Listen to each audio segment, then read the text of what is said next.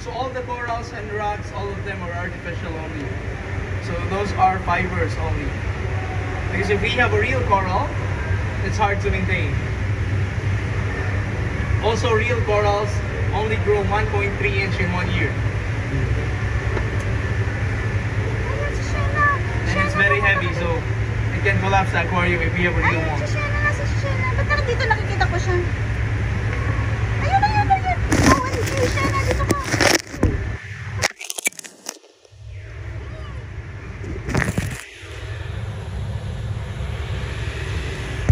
Hindi ko siya nahagip.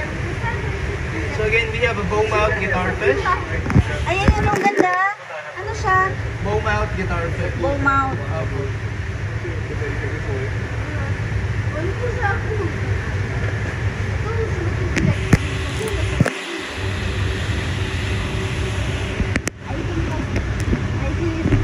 Ayan, Shena, bumalik ka. So yung sopo ng the sawfish, that's what they use to kill their prey. So especially fishes, small fishes, so they will stab it using the saw. And it happens here